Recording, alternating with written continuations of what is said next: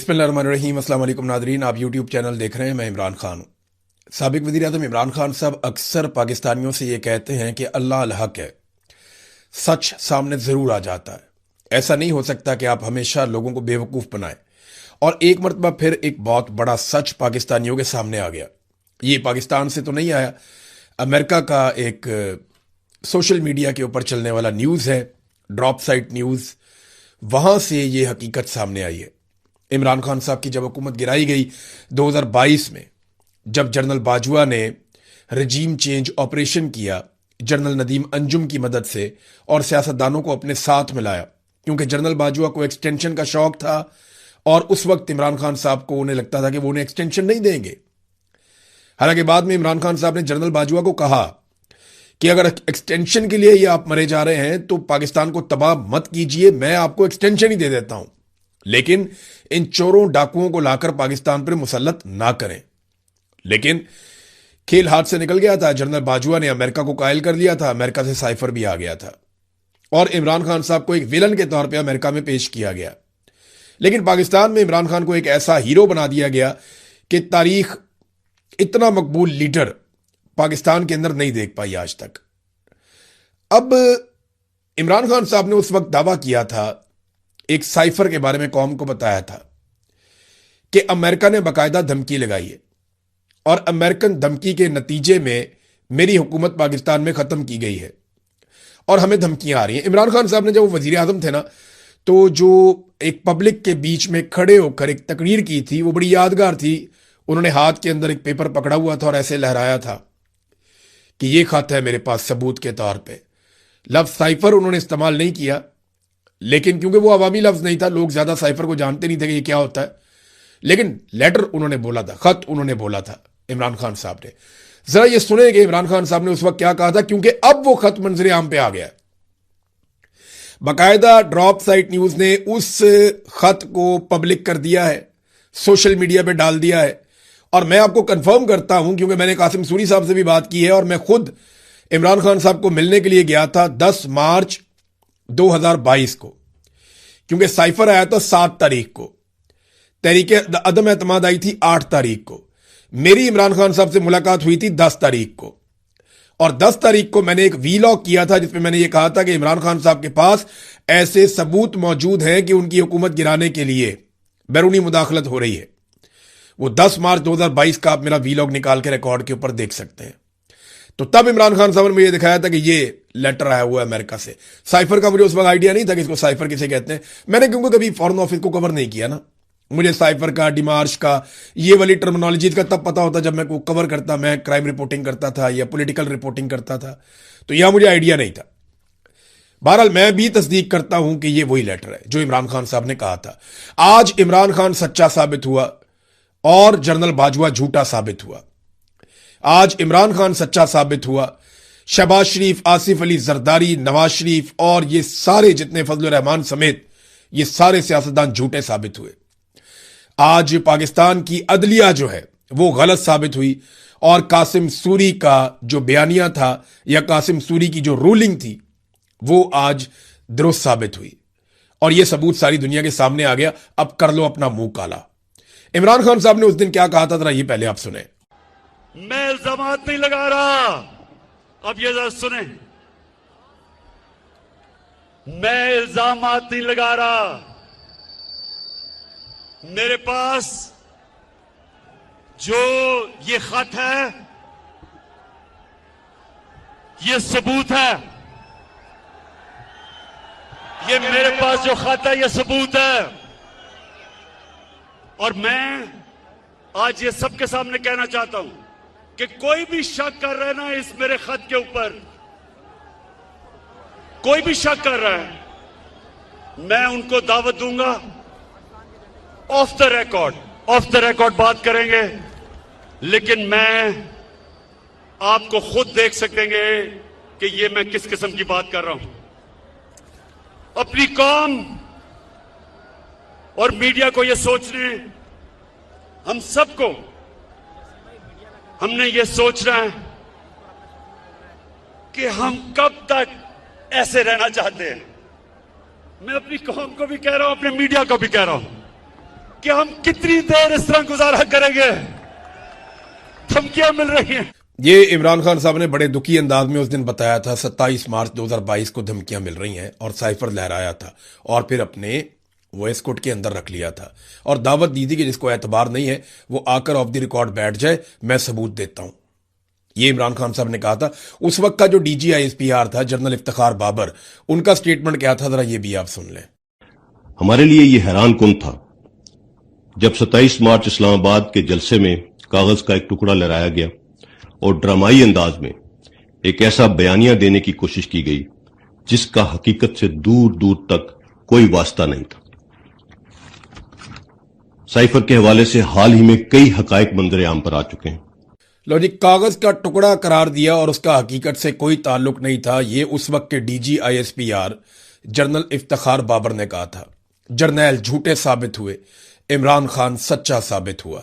वो साइफर मौजूद है और उसके अंदर क्या लिखा है वो भी मौजूद है। आपको मैं उसका एक टुकड़ा पढ़ के सुनाता हूं कि साइफर के अंदर क्या क्या चीजें हैं। ये देखिए उसकी ट्रांसलेशन। इसके अंदर जनाब लिखा हुआ है कि एटमी ताकत है पाकिस्तान, उसको जो धमकी दी गई है डोनाल्ड लू ने जो दी वो क्या थी। हमें यकीन है कि अगर पाकिस्तान वजीर आजम इमरान खान की क़यादत में रहा तो उसे आलमी सतह पर तन्हाई का सामना करना पड़ेगा। अगर वजीर आजम इमरान खान के खिलाफ अदम एतमाद की तहरीक कामयाब हो जाती है तो वाशिंगटन में सब कुछ माफ किया जा सकता है और ताल्लुकात दोबारा बेहतर हो सकते हैं, वरना पाकिस्तान के लिए मुश्किलात बढ़ जाएंगी। यह धमकी लगाई गई अमेरिका की जानिब से पाकिस्तान को। एक एटमी ताकत है पाकिस्तान और देखें किस तरह पाकिस्तान को ट्रीट किया गया उस वक्त, सिर्फ इमरान खान की हुकूमत गिराने के लिए। आज पूरी दुनिया को पता चल गया कि इमरान खान ने सच बोला था। अमेरिकन मीडिया ने पहले ही यह बता दिया था, लेकिन क्योंकि ये डॉक्यूमेंट मौजूद नहीं था तो उंगलियां उठाई जाती थी। आपको याद है मरियम नवाज का स्टेटमेंट कि अब कौन मुल्क हमें साइफर भेजेगा। यानी मरियम नवाज को यह पता ही नहीं था कि एक्चुअली साइफर क्या है। उन्होंने कहा अब कौन सा मुल्क हमें साइफर भेजेगा, जब इन्होंने साइफर के बारे में ये सब कुछ कर दिया, पकड़ के इन्होंने सारा कंट्रोवर्शियल कर दिया। अब यह साबित हो रहा है कि साइफर का मतन वही है जो इमरान खान ने परेड ग्राउंड के जलसे में और फिर बाद में अवाम के सामने रखा था।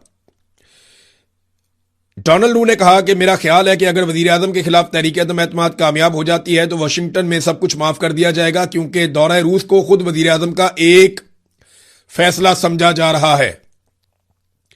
बसूरत दीगर मैं समझता हूं कि आगे का रास्ता बहुत मुश्किल हो जाएगा।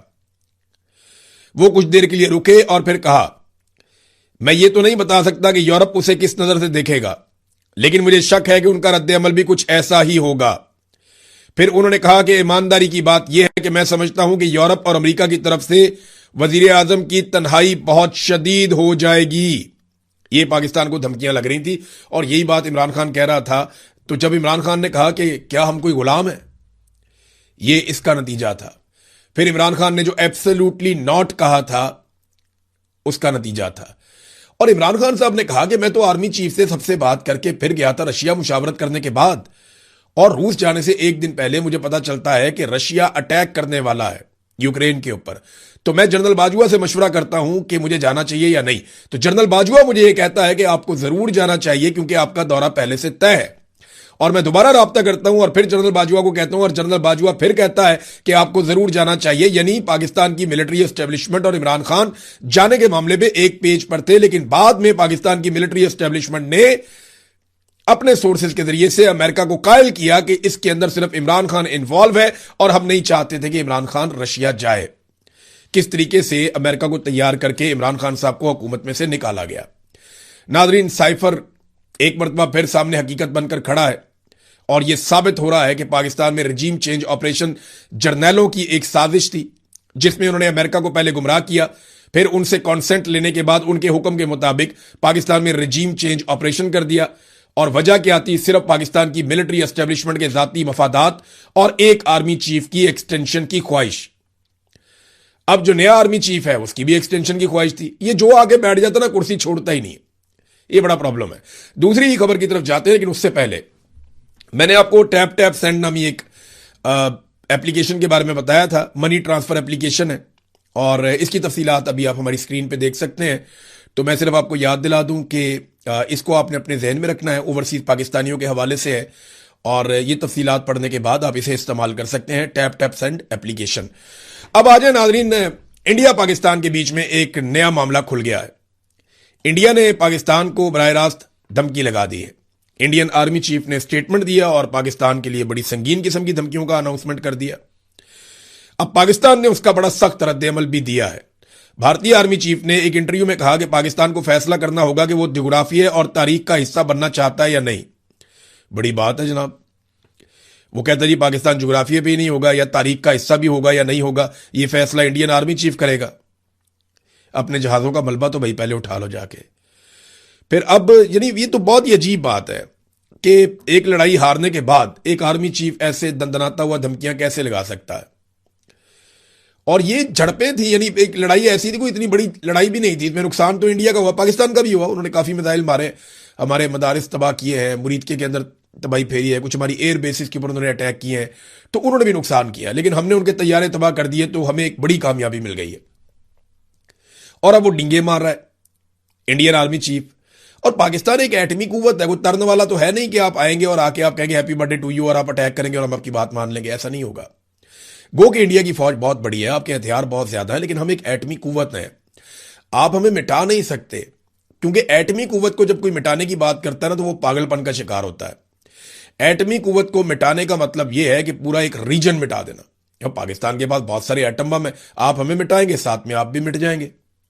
ऐसा ही होगा। ये नहीं हो सकता कि आप एटम बम मारें या हमें मिटाएं, हमारा ज्योग्राफिया खत्म करें और आप वहां पे कायम रह सकें। ये मुमकिन नहीं है ना। जब भी कोई मुल्क एटमी कुव्वत बन जाता है तो आप ये कर नहीं सकते। अब पाकिस्तान ने इसका जवाब ये दिया कि ये बयान हिंदुत्व नजरिए के जेर असर भारतीय क़यादत की गुमराहकुन और वहमी सोच की अक्कासी करता है, जो 8 दहाइयां गुजरने के बावजूद पाकिस्तान के वजूद को तस्लीम नहीं कर सकती। खुद मुख्तार एटमी मुल्क को ज्योग्राफिया से मिटाने की धमकी देना किसी किस्म की स्ट्रेटेजिक हिकमत अमली नहीं है, बल्कि ज़हनी दिवालियापन, जनून और जंगी जनूनियत का मजहर है।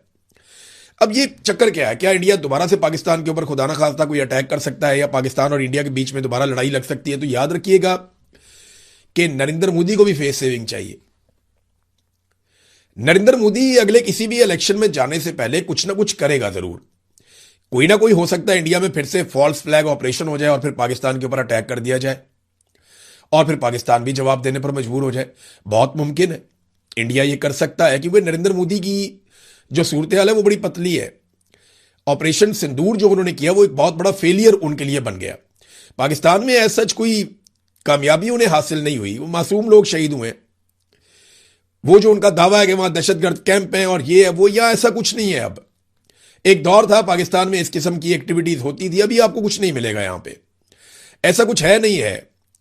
वो जो लश्कर तैयबा वाला दौर था या उस किस्म की चीजें हुआ करती थी माजी में कभी, तो वो इंडिया की खाम ख्याली है। ये मुजाहिदीन जो कश्मीर के अंदर लड़ाई लड़ रहे हैं, पाकिस्तान उनकी सपोर्ट करता है और वो बेचारे अपनी आजादी के लिए आवाज उठा रहे हैं, वो एक अलग हकीकत है। लेकिन अगर आप कहें कि यहां पे जनाब अंधाधुंध कैंप बने हुए हैं, तरबियतें हो रही हैं, वो अब नहीं है ऐसा कुछ। माजी के किस्से आपने भी बहुत शरारतें की हैं, पाकिस्तान ने भी की हैं, दोनों ने अपना अपना काम किया। लेकिन आप ये कोई कहे कि ज्योग्राफिया से ही मिटा देंगे, तो ये एटमी कुव्वत को ये कहना तो एक तरह का पागलपन ही है।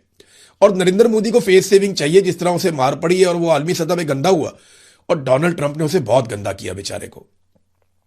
अभी इंडिया को एक और झटका लगा है, क्योंकि वो रशिया से जो तेल ले रहा था उसकी मुद्दत खत्म हो गई है। अब या तो डोनाल्ड ट्रंप एक मरतबा फिर उनको सहूलत दे। वैसे इंडिया को डोनाल्ड ट्रंप सहूलत दे ही देता है कुछ ना कुछ करके, पाकिस्तान को सिर्फ तारीफें करता है, पाकिस्तान को सिर्फ जो है वो आसरा देता है, सहूलतें जो है वो इंडिया को देता है। अब मामला यह है कि क्या इंडिया वाकई पाकिस्तान के साथ फड्डा कर सकता है? तो मुझे यकीन है कि जरूर किया जा सकता है ऐसा। बड़ी लड़ाई तो शायद इंडिया नहीं लड़ेगा, लेकिन पाकिस्तान के साथ एक महदूद लड़ाई इंडिया हो सकता है कि लड़े। और देखें ये स्टेटमेंट उनके तब आ रहे हैं जब वो यूएई गए हैं और यूएई की क़यादत से जाके उन्होंने पपियां जफियां की हैं, बड़ी उनके साथ मुलाकातें की हैं। अब इंडिया के अंदर जो है वो अक़लियतों को कुचला जाता है और उसी मजहब के लोगों को बाहर जाके जफियां डाली जाती हैं। तो पैसा बड़ी चीज है और इख्तियार बड़ी चीज है और मफादात जो हैं वो उससे भी बड़ी चीज है। बहरहाल ये इंडिया पाकिस्तान का मामला, इसके ऊपर हम नजर रखेंगे। धमकी का जवाब पाकिस्तान ने ठीक दिया है। अब एक और चीज है कि कल का दिन बहुत इंपॉर्टेंट है, क्योंकि एक तरफ पाकिस्तान तहरीक इंसाफ ने तकरीबन तमाम धड़ों ने, इसमें सुहेल अफरीदी भी हैं, इमरान खान की बहनों ने तो आना ही आना है, वो हर दफा आती हैं मंगल को, और ये मंगल तक की डेडलाइन दी हुई थी सुहेल अफरीदी ने। तो अब ये सुहेल अफरीदी की डेडलाइन भी खत्म हो रही है मंगल वाले दिन। मंगल वाले दिन ही महमूद खान अचकजई की डेडलाइन भी खत्म हो रही है। और जो कुछ पाकिस्तान तहरीक इंसाफ ने और दीगर जमातों ने कहा, और वो सारा कुछ मिला के मंगल वाले दिन पे बड़ा बोझ पड़ गया। मेरी इंफॉर्मेशन ये है कि पाकिस्तान तहरीक इंसाफ को एस्टेब्लिशमेंट ने किसी भी किस्म के बड़े एहतजाज से मना किया है और दहशतगर्दी का भी एक बहाना बताया कि दहशतगर्दी के वाकयात बढ़ गए हैं, आप बाद आ जाए, ऐसी कोई हरकत मत कीजिएगा वरना आप जिम्मेदार होंगे। तो एस्टेब्लिशमेंट ने बड़ा सख्त पैगाम दिया। दूसरी जानिब पाकिस्तान तहरीक इंसाफ की डेडलाइन भी है। तो नेक्स्ट वीलॉग में इसके ऊपर हम तफसील से बात करेंगे कि कल के दिन में क्या हो सकता है और किन चीजों की तवक्को की जा रही है। अब आ जाए जरा बैनुल अक़वामी खबरों की तरफ। तो नाज़रीन, सबसे पहले तो यह खबर लें आपके अमरीकी फौज ने एक मरतबा फिर अपने बहुत सारे जो फौजी साजो सामान ले जाने वाले तैयारे हैं, इन खाली तैयारों को भिजवाया था यूरोप की जानिब, और अब ये मगरबी ममालिक से वापस आ रहे हैं खलीज की तरफ, और एक मरतबा फिर बड़े पैमाने पर फौजी साजो सामान की तरसील शुरू कर दी गई है खलीजी ममालिक में। अमरीकी फ़िज़ाइया के C-17A स्ट्रेटेजिक एयरलिफ्टर यूरोप और खलीज के दरमियान परवाजें भर रहे हैं, और वहां से जो दिफाई साजो सामान है या फौजी साजो सामान है वो पहुंचाया जा रहा है। मजीद फौजी भी इस खित्ते में पहुंच रहे हैं। वजह क्या हो सकती है? यहां पे बैनुल अक़वामी सतह पे कुछ खबरें छपी हैं और उन खबरों में यह दावा किया जा रहा है कि अमेरिका और इसराइल आइंदा हफ्ते ईरान पर हमले की तैयारी कर रहे हैं। मुख्तलिफ खबरसा एजेंसियां जो हैं वो इस किस्म के दावे कर रही हैं। मीडिया रिपोर्ट्स आ रही हैं गैर मुल्की, और यह कहा जा रहा है कि मुज़ाकरा ताअत्तुल का शिकार हो गए हैं। ईरान की शराइत अमेरिका के साथ बिल्कुल मैच नहीं करती, अमेरिका की शराइत ईरान के साथ मैच नहीं करती, बीच का कोई रास्ता निकल नहीं रहा। पाकिस्तान हो या चाइना हो, किसी की भी सालसी काम नहीं कर रही। और अगर यह सिचुएशन ऐसे ही रहती है तो डोनाल्ड ट्रंप पे भी प्रेशर बढ़ेगा और ईरान पे भी। ईरान पे प्रेशर इस बात का है कि ईरान के जो तेल के कुएं हैं वहां से वो तेल निकालकर उनकी तरसील नहीं कर पा रहा, उनके जहाजों के रास्ते रुके हैं। और अमेरिका पे प्रेशर इसलिए है कि जब अमेरिका ईरान का रास्ता रोकता है तो पूरी दुनिया के रास्ते भी आबनाए हुर्मत में रुकते हैं। अब अरब ममालिक से और बाकी जगहों से या खलीजी ममालिक से अमेरिका के ऊपर भी प्रेशर पड़ रहा है। तो जैसे जैसे दिन गुजर रहे हैं दोनों ममालिक के ऊपर एक प्रेशर कुकर सिचुएशन बन रही है, बहुत दबाव बढ़ता जा रहा है, और यह दबाव किसी वक्त भी एक तनाज़े की शक्ल इख्तियार कर सकता है। नेतन्याहू को यह लड़ाई पसंद है, यानी नेतन्याहू को यह सूट करती है लड़ाई, क्योंकि उनका सब कुछ दांव पे लगा हुआ है। और दूसरा एक और आदमी है जिसे ये लड़ाई सूट करती है, वो रजा पहलवी है जो ईरान का साबिक हुक्मरान फैमिली से।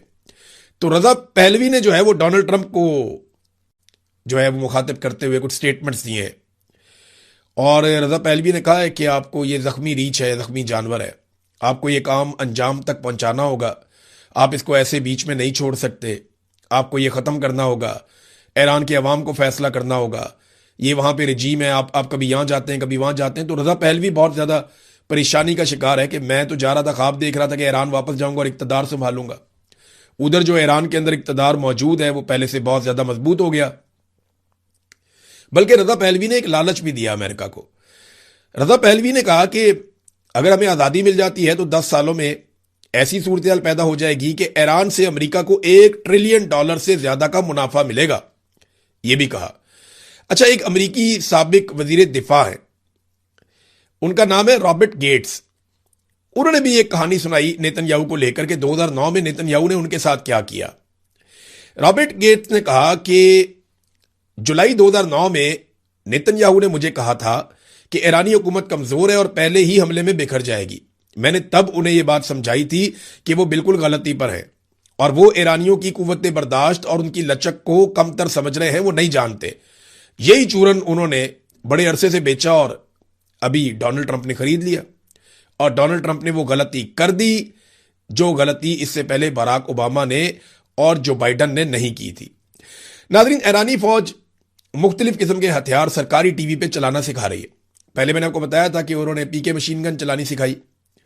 ये बड़ा मशहूर वेपन है ईरानी और बड़ा तगड़ा वेपन है, वो पहले सिखाया। क्लाशनकोव से हैवी कैलिबर है, बहुत ज़बरदस्त गन है। तो अब वो सिखा रहे हैं स्नाइपर राइफल कैसे चलती है, यानी आप निशाना लेकर किसी को टेलीस्कोप में देखकर कैसे मार सकते हैं, और दीगर हथियार भी सरकारी टीवी के ऊपर बारी बारी वो चला रहे हैं। और ये प्रोग्राम और उनके क्लिप्स ईरान के अंदर बहुत ज़्यादा मकबूल हो रहे हैं। एक और चीज़ बताता हूँ, जो लोग फैमिली दोस्त हज पे गए हुए हैं वो बता रहे हैं कि ईरानी जहां पे मिलते हैं ना तो उनको मुसलमान बहुत पजीराई दे रहे हैं। हज पे आपको पता है पूरी दुनिया से मुसलमान जाते हैं, बहुत बड़ी तादाद में वहां इकट्ठे होते हैं, खाना काबा के गिर्द, मस्जिद नबवी वहां पे भी जाते हैं, मदीना और मक्का में। तो बताते हैं कि जहां पे ईरानी शहरी मिलते हैं तो उनको बड़ी पजीराई मिल रही है, उन्हें बड़ा प्रोटोकॉल मिल रहा है, सरकार की जानिब से नहीं, जो बाकी मुसलमान पूरी दुनिया से आए हुए हैं वो उनको बहुत प्यार दे रहे हैं, क्योंकि वो ईरान जंग में है और वैसे भी उसकी इसराइल के साथ और अमेरिका के साथ जंग चल रही है, तो मुसलमानों के जज्बात भी जरा फिर उनके साथ जुड़ जाते हैं जाकर। नादरीन, एक और बहुत बड़ा इंकिशाफ हुआ है, और ये इंकिशाफ जो किया है ये इसराइली मीडिया ने किया है। इंकिशाफ ये बताता है कि इराक के अंदर इसराइल ने अपने खुफिया फौजी अड्डे बनाए हुए थे और कभी पता ही नहीं चला इराक की हुकूमत को भी। यानी कितनी अजीब बात है ये कि इराक की हुकूमत को पता ही नहीं चला और इराक के अंदर इसराइल ने अपने खुफिया फौजी अड्डे बनाए हुए थे ईरानी सरहद वाली साइड को लेकर के। अब अमेरिका, क्योंकि वहां पे बहुत सारी अमेरिकन कंपनियां काम कर रही हैं, उन्होंने बहुत सारे इलाके अपने बंद किए होते हैं, तो वहां पे इसराइल के खुफिया फौजी अड्डे भी थे, उनके लोग वहां पे काम कर रहे थे, और अमेरिकन ने सैटेलाइट के जरिए से या वो जो उनका रेडार का सिस्टम होता है उसको भी मफलूज कर रखा था, ताकि इराकी गवर्नमेंट या वहां के लोग ना जान पाए कि इसराइली बाकायदा यहां पे अपनी फौजी अड्डे बनाकर यहां बैठे हुए हैं इराक की सरजमीन के ऊपर। अब पता नहीं और कहां बनाए होंगे, लेकिन ये खबर आ गई है। ईरान पर हमलों के वक्त इराक में इसराइल के कायम किए गए 2 खुफिया फौजी अड्डों की तफसीलात सामने आने के बाद अब यह राय तकवीयत पकड़ रही है कि गुज़िश्ता रोज मुत्तहिदा अरब अमारात और सऊदी अरब पर इराक की हुदूद की तरफ से ड्रोन हमलों की कोशिश फॉल्स फ्लैग ऑपरेशन हो सकती है। सऊदी अरेबिया के ऊपर 3 ड्रोन गए, सऊदी अरब ने उन तीनों को रोका हवा में। अब ये ड्रोन ईरान कहता है जी हमने तो नहीं भेजे, हज का सीजन अभी तो कोई ऐसा नहीं करेगा, और ये इराक की तरफ से आए। इससे पहले एक ड्रोन आकर गिरा जनरेटर के ऊपर, वहां पे आग लग गई यूएई में, अबूधाबी के इलाके में। तो ये जो सारा कुछ हो रहा है, अल-जुफ्रा का इलाका है, वहां पे आके गिरा था। ये जो सारी एक्टिविटी हो रही है, ये कोई चिंगारी एकदम भड़क गई तो ये पूरे खित्ते में आग लग जाएगी, जंग लग जाएगी। और अब ये पता चल रहा है कि इराक वाली साइड से हमले होते हैं। जैसे ईरान पर हमलों के दौरान सऊदी अरब, तुर्की और मुत्तहिदा अरब अमारात पर मुतअद्दिद हमलों से ईरान ने लाताल्लुकी इख्तियार की थी कि हमने नहीं मारा, ये ड्रोन आए जरूर है, ये हथियार आए जरूर है, लेकिन ये हमने इस्तेमाल नहीं किए। इराक में इसराइली खुफिया अड्डे से मुताल्लिक इतला देने वाला जो चरवाहा था, उसको सबसे पहले पता चला ना, वो अपनी बकरियां, अपने जानवर चुरा रहा था, तो उसको पता चलता है कि यहां पे तो ये खुफिया अड्डे बने हुए हैं। तो इराक में इसराइली खुफिया अड्डे से मुताल्लिक इतला देने वाले चुराहे को इसराइली फौज ने कत्ल कर दिया था। इस खबर को अब अमेरिकी मीडिया में भी कवरेज मिल रही है, न्यूयॉर्क टाइम ने भी इसकी खबर शाया की है। इस पर मिस्री ओपन सोर्स इंटेलिजेंस अकाउंट ने एक तबसरा किया, उन्होंने बताया कि बिलाखिर कोई तो इस इराकी चरवाहे के बारे में बात कर रहा है जिसने इराक के सहरा में एक खुफिया इसराइली फौजी अड्डे का सुराग लगाया था और इसराइली फौज ने उसका पीछा करके उसे हलाक कर दिया था, जिन्होंने उसके पीछे एक हेलीकॉप्टर भेजा और उस वक्त तक फायरिंग की जब तक कि उसकी गाड़ी शोलों की लपेट में नहीं आ गई।